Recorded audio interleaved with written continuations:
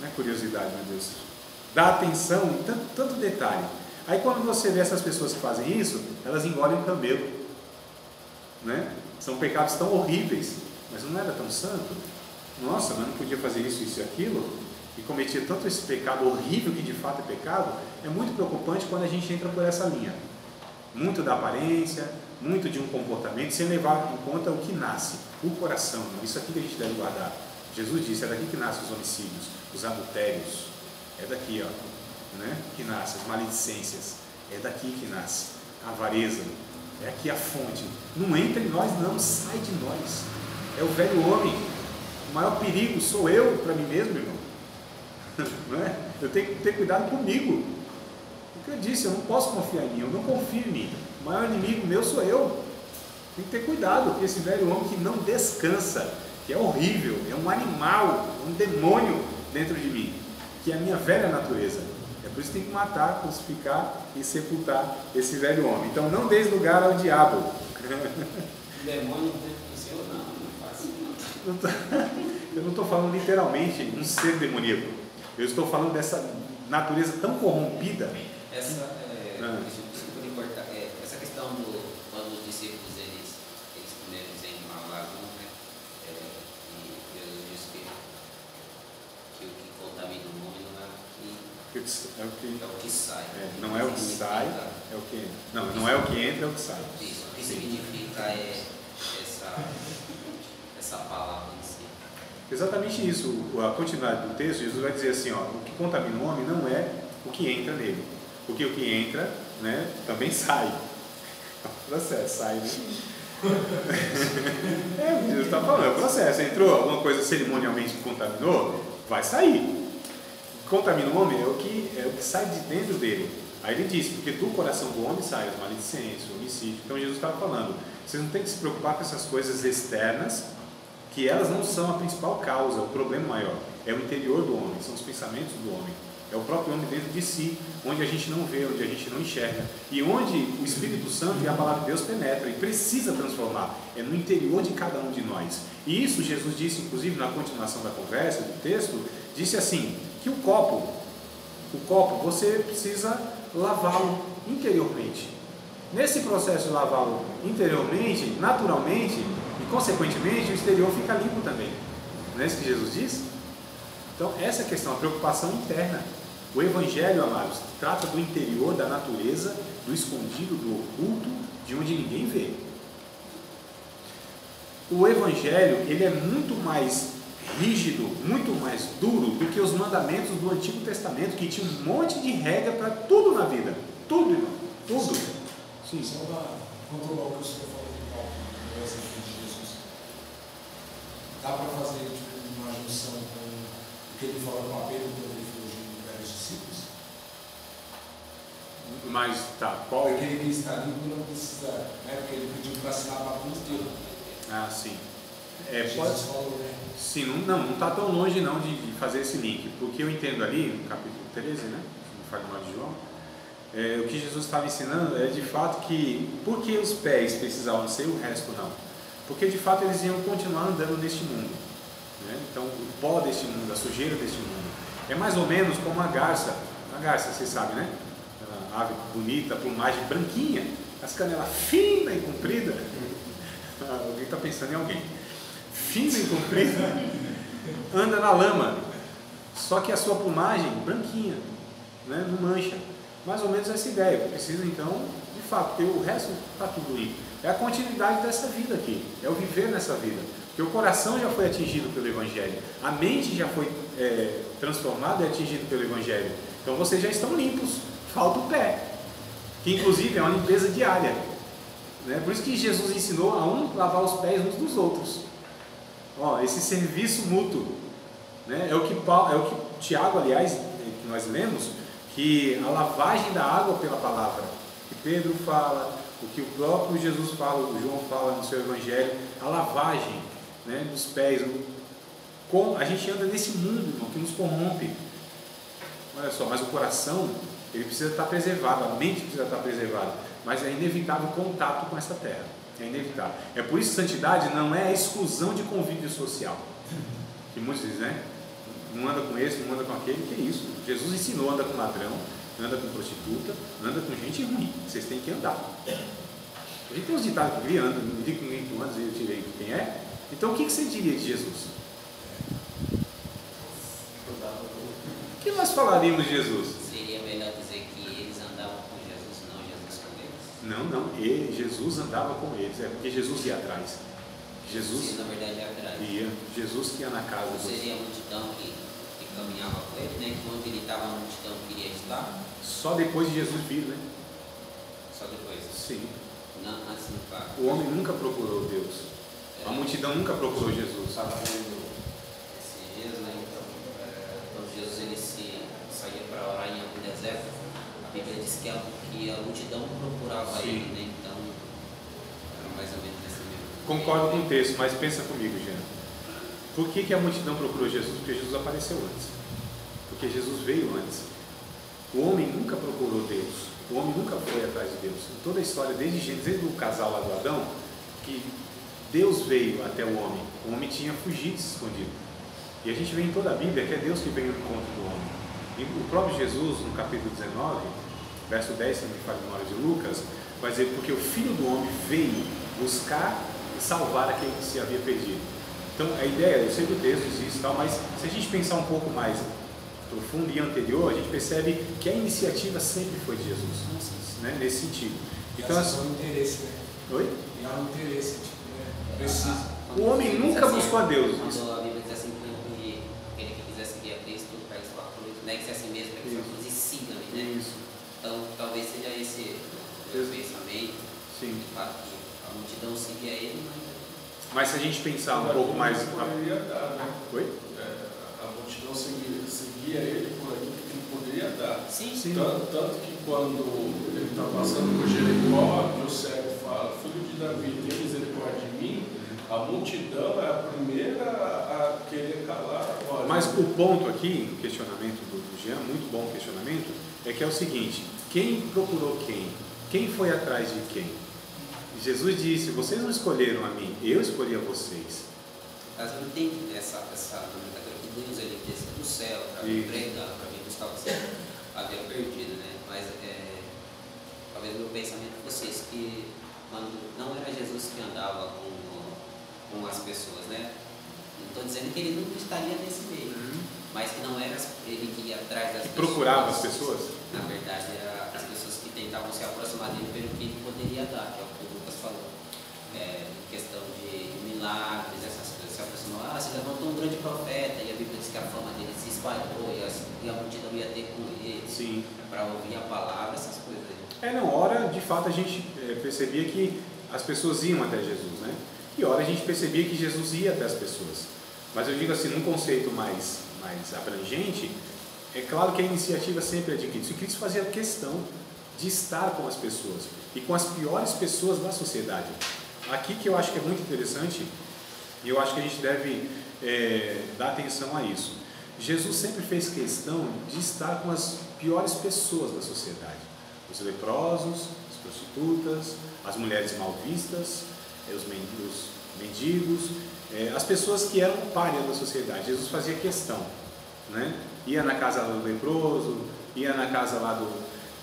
Olha que coisa interessante. Né? Sim. Jesus não tinha nenhum, sabe, como nós muitas vezes, né? Está na casa de fulano ciclano porque ele tem uma posição, um status. Não. Jesus, na casa de Caifás, de Anás, do fariseuzão lá, não fazia questão não, ele estava lá mesmo, né? Hoje, os zaqueus, cadê Jesus? Cadê Jesus? Jesus assim, você está me procurando, eu estou te vendo faz tempo, estou te procurando faz tempo, convém pousar na tua casa. Jesus se convida para ir na casa do camarada, a gente chama de entrão hoje, né? Mas Jesus fez isso, se convidou, falou, vamos pousar na tua casa. A questão é, meus amados, o que eu quero destacar aqui é sobre essa realidade de que santidade não é que eu me excluo de tudo e de todos, pelo contrário, e o desafio está em estar com aquelas pessoas que de fato, moralmente, corrompidas, complicadas, porque elas precisam de nós, e nós precisamos delas, inclusive também. E o sal dentro do saleiro não tem significado nem propósito. O sal tem que estar fora do saleiro em contato com a carne. Nós somos sal da terra e luz do mundo. Não tem sentido a gente ficar nesse quartel general, nessas 4 paredes, buscando. Festividade, campanha. Estudo. Jejum. Tudo bem, a gente faz tudo isso, mas para quê? Para nós mesmos? Não. Jesus disse: vai os valados, os becos, vai pelas ruas, vai em todos os lugares. Irmãos, nós somos chamados para ir para o inferno. Anderson. Para o inferno, irmão. Ele não foi chamado para ir para o céu. Para o inferno. Calma, está sendo gravado aqui. Deixa eu explicar, senão me complico aqui. A gente já está condenando isso, só que o Espírito Santo. Não, nós somos chamados, convocados e enviados para o inferno. Veja bem, calma. Isso aqui é para chocar mesmo, para vocês não dormir, né, irmão? Você tem que falar os negócios com ele. Calma aí, agora acordei. O que está falando? Jesus, no capítulo de número 6, Mateus, eu acho engraçado, vocês ficam assim: eita, e agora? Que heresia, vem? Não é heresia, não, calma. Jesus disse assim: olha, eu edificarei a minha igreja e as portas do inferno não prevalecerão contra ela. Eu nunca vi ninguém pegar uma porta e sair atacando ninguém. Nunca vi. Quem está na defensiva é o inferno, não é a igreja. Não é a gente que fica aqui, os cães, os demônios, Satanás e a política e os corruptos atacando a igreja. Não, amado. A gente não entendeu. Jesus disse que nós somos o exército, a igreja militante, que marcha e vai destruindo todas as obras do inferno. Que nós temos que ir dentro do inferno, arrancar as pessoas. Tá certo? É nós que temos que ir. Nós somos os enviados. Nós somos aqueles que foram incumbidos, recebemos o poder de Deus para ir resgatar as pessoas.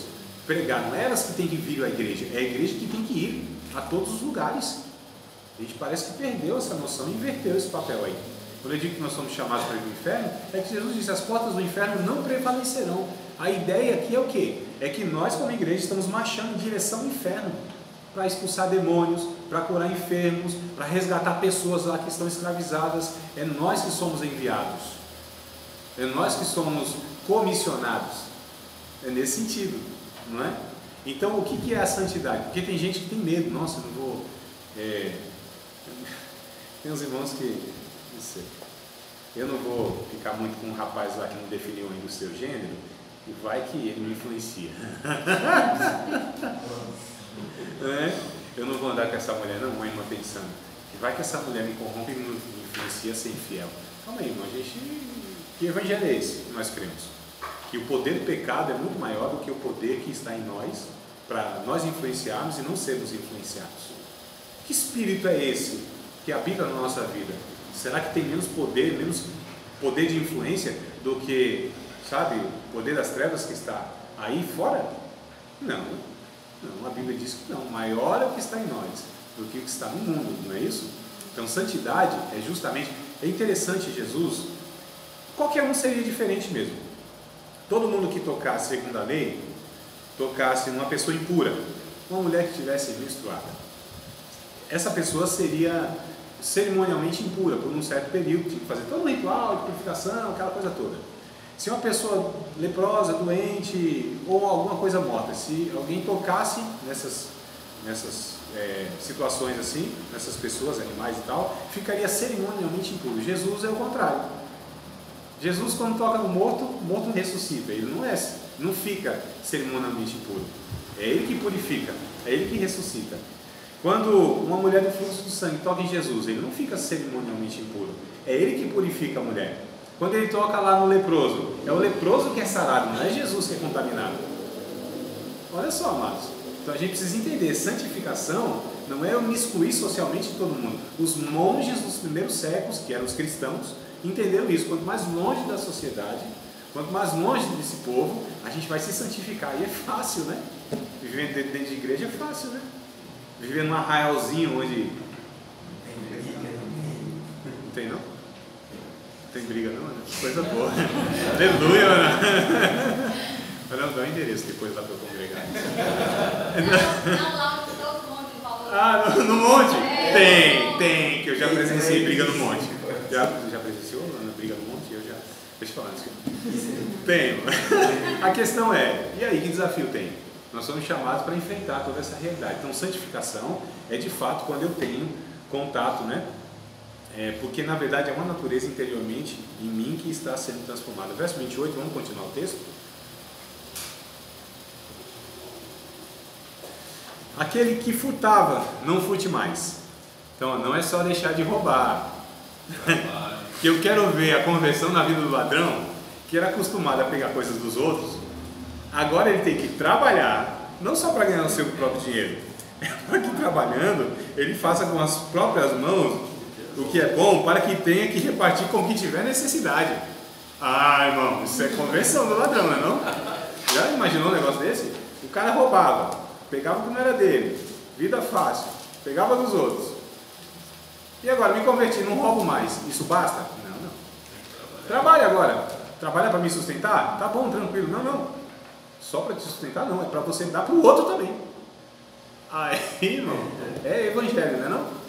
Vocês estão pensando que é brincadeira? A Bíblia é um negócio terrível. Não saia da vossa boca nenhuma palavra torpe, indecente. Não xingue ninguém, não fale mal de ninguém, não difame ninguém, não calunie ninguém, não fale aquilo que não é verdade, e nem o que é verdade também, para denegrir a vida de ninguém, nem para prejudicar ninguém. Não saia palavra torpe da vossa boca, mas só que for boa para promover edificação, para que dê graças que ouve. Não é só não falar mal, é agora ter uma palavra de Deus para abençoar a vida das pessoas. Percebam que sempre esse contraste, não é só falar mal, que já seria uma boa coisa, já seria assim uma bênção, se nós não falássemos mal uns dos outros, se a gente não alimentasse a fofoca, né? Que é uma coisa grave, é um pecado gravíssimo, que a Bíblia trata como grave. A gente não, a fofoca para nós é um negócio mais ou menos, não dá disciplina, ninguém fica de banco, ninguém perde o seu cargo, ninguém deixa de tomar ceia, porque falou mal do irmão. Se não, tem um bocado de gente, de nós assim, que ia ficar um bocado de tempo sem fazer um bocado de coisa na igreja. Mas fofoca, não é de boa. Fofoca não sei se vocês já viram, precisa responder também, mas eu não me lembro, sinceramente, aqui na memória agora, esses 20 anos que eu estou na igreja, de alguém ser disciplinado assim, porque prejudicou, fofocou, falou mal e ainda falou mentira sobre a vida de alguém, inclusive destruiu, prejudicou a vida dessa pessoa. Eu nunca vi. Ser disciplinado seriamente, vai ser tratado, não é assim, a gente não aceita isso. Verso 30. Eu estou com medo desse silêncio, né? E não entristeçais o Espírito Santo de Deus, no qual estáis selados para o dia da redenção. Quem se entristece com tudo isso é o Espírito de Deus. Olha só, a gente está falando de santidade, esse texto fala de santidade. Toda amargura, ira, cólera, gritarias, blasfêmias, toda malícia seja tirada de entre vós. Toda amargura, ira, cólera, gritaria, blasfêmia, palavra de ofensa, né?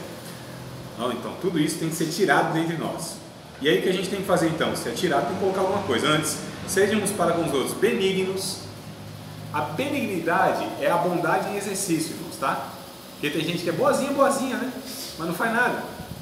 A benignidade é a bondade em exercício, tá?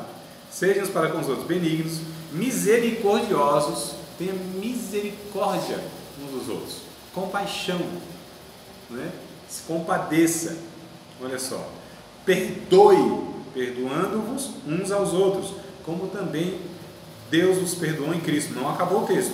Sede, pois, imitadores de Deus, como filhos amados, andai em amor, como também Cristo vos amou, e se entregou a si mesmo por nós, em ofensa e sacrifício a Deus, em cheiro suave. Mas a prostituição, toda impureza, avareza, nem ainda se nomeie entre vós. Isso nem seja uma realidade entre vocês. Como convém a santos. Aos santos convém isso. Nem torpezas, nem parvoíces, nem chocarrices, que não convém, mas antes ações de graças. Porque bem sabeis isto, que nenhum fornicador, impuro, avarento, o qual é idólatra, tem herança no reino de Deus, ou de Cristo e de Deus.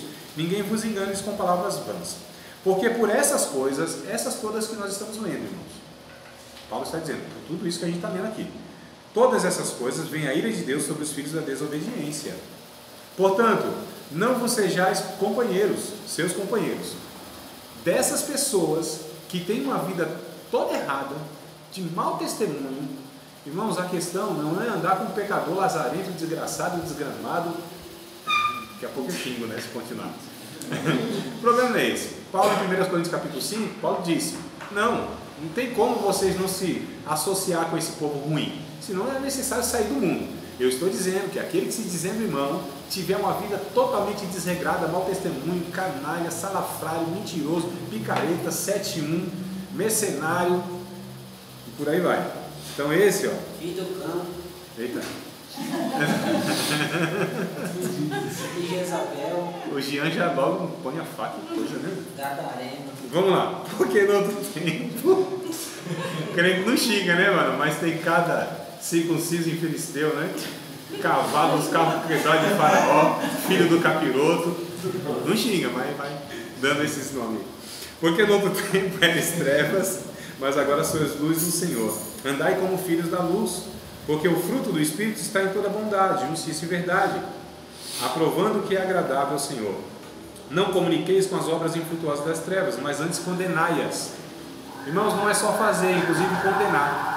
Não é só não fazer, é também se indignar com o feito errado. Nós temos que amar o que Deus ama e aborrecer o que Deus aborrece. É simples assim.